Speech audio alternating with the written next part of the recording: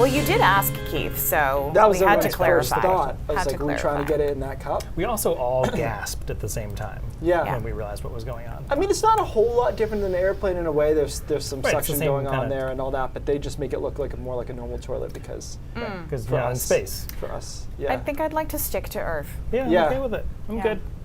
Even on a day like today. There's a whole we're not gonna have this conversation. Nope. Actually, we'll have it later. Okay, it was chilly today. It was. Yeah. Yeah. And didn't really warm up much. No, it's gonna get cold Yeah. again tonight. Average high 41. We kind of losing that here. It feels like midwinter, and it was only 28 in Portland. That's pretty chilly. 21 in Bangor, 19. That was the high temperature in Rangeley. Tonight, low temperatures, 2 below in Rangeley, 3 below in Berlin, 8 in Bangor, 9 in Lewiston, low to mid-teens. I'd actually probably be comfortable knocking Portland down to 14 or so. I'll do that in the next chance I get. But, you know, it's going to be cold, and we'll do this one more night, and then we'll try to moderate as we head into Friday. Visible satellite is clean, so we're going to have a little bit more radiational cooling when compared to last night, so that will be a bit of a factor as it's clear out there. Tomorrow, kind of the same deal as today. Generally bright, but temperatures don't care. It's in the mid to upper 20s. The mountains are in the teens to right around 20 degrees through tomorrow afternoon. And then the coldest night may actually end up being Thursday night, tomorrow night, right before we change this pattern a bit.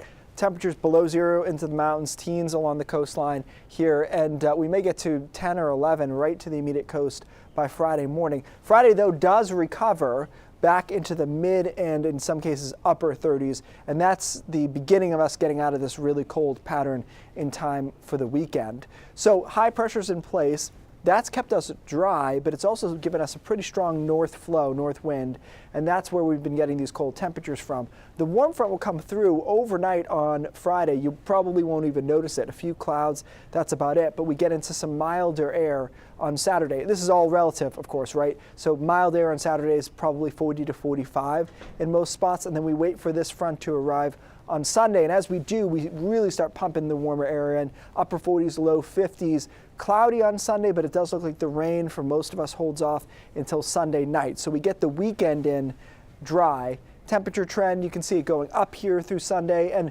Monday's an interesting one. We could actually be in the mid-50s on Monday until 2 o'clock, and then we're going to crash back down after that. So it's a little deceptive. Cooler on Tuesday and Wednesday. I'm still a little worried about what our wind profile looks like late Sunday night, early Monday, because we've got a really screaming low-level jet in here, a really strong cold front here. And so the only thing that can save us from a wind problem is going to be what we call a temperature inversion. When temperatures are actually warmer as you go higher, that can sometimes block winds from getting down to the surface. So we're looking to see if that's going to happen. If it doesn't, we're going to have gusts in excess of 50 miles an hour there on Monday morning. So that's what I would plan for, I guess is the way to put it. And we'll probably have to put a wind map out maybe tomorrow or something just to give people a little time. That's really the only event in here. By the way, it's also pouring Sunday night, Monday. And this is one where it's not even a question of precip type. It's just, it's all rain and wind. And it's going to be a little wild there Monday morning. It doesn't last long. Some of our worst wind events, unfortunately, over the last